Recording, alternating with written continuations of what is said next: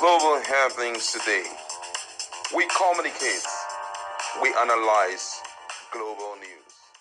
Stay tuned. Hello, great people. Welcome back to our channel. We're so excited to have you again. Finally, the Supreme Court has given its position in respect to the case between Fubara and the 27 lawmakers. And interestingly, one of the key strong supporters of Fubara, talking about Imo Ugochinyere, the spokesperson of the Nigerian opposition lawmaker coalition, has spoken up, and this time around he's making some very strong statement, which I don't know why he had this kind of or this level of confidence, but however, you get to hear his position in respect to the Supreme Court judgment, especially as it has to do with the one ordering seizure of River State allocation, and also the one that has to do with the annulment of the local government area elections. Let's look into full details of what he has to say. Now, according to the news, the Nigerian coalition of opposition lawmakers has said that despite Supreme Court judgment on Friday, Governor Fubara will continue to drive the wheel of governance in Rivers State until the case on legality of the coming of the sacked lawmakers, which is presently at appeal court, is finally decided.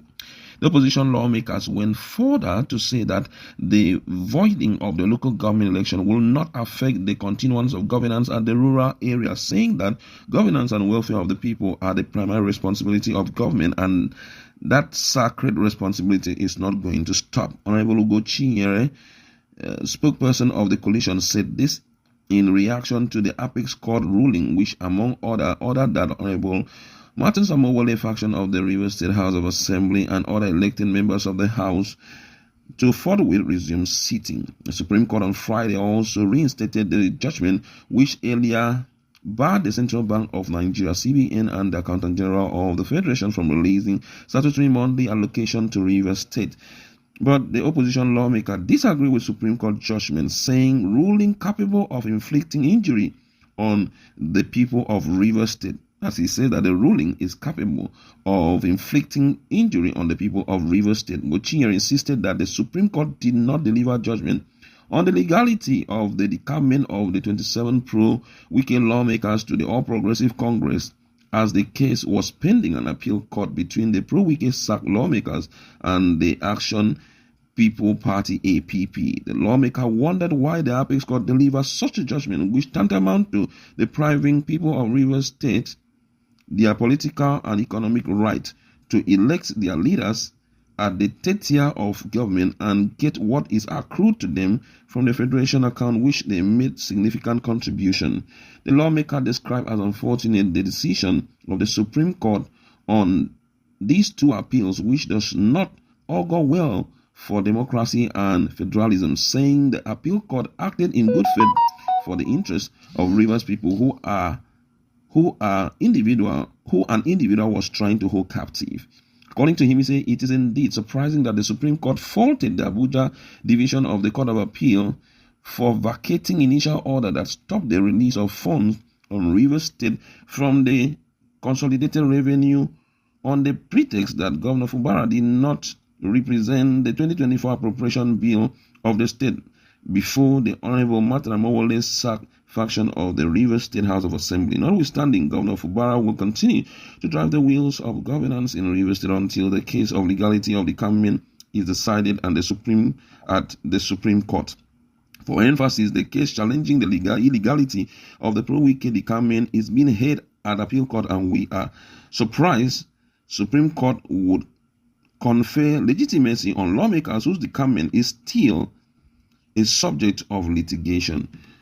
To power-drunk pro-Wike group, the sacked 27 lawmakers stands removed, having desecrated the Constitution and decamped from peaceful PDP to rancorous APC. They should not celebrate. It is not yet over. He ended by saying that the local government area as a democratic institution will continue to serve the people, and the judgment have not affected delivering governance to the people, and that the former chairman whose tenure expired last year still remain former chairman and can come back to office. That was what Chinyere said, and a lot of Nigerians have reacted to it, and some believe that his statement is not strong enough, and others also believe that this is just not too okay for him to speak at a time like this. Is a time for them to meet and see what's the way out and all of that. Some believe that he should go back and defend his own people, my colleagues in the house, and we just want to look at this whole issue. It's really interesting that Ogochi still have the courage, to speak at a time like this. This time is a time of silence, virtually for all the supporters of Fubara, but then he still have the courage to speak. What's your standpoint on this? I know that he just trying to be careful. Don't forget that Ogochi is a lawyer, so he has to be very careful with his words. But then again, the surprise, honestly, I'm willing to see that surprise package they have in store for Fubara. And at this rate, this verdict is a verdict that only a true man can take. Stomach is without reacting. Court across board, all supporters of Fubara are just quiet. There seems to be some sort of sadness, as if it's almost a black weekend.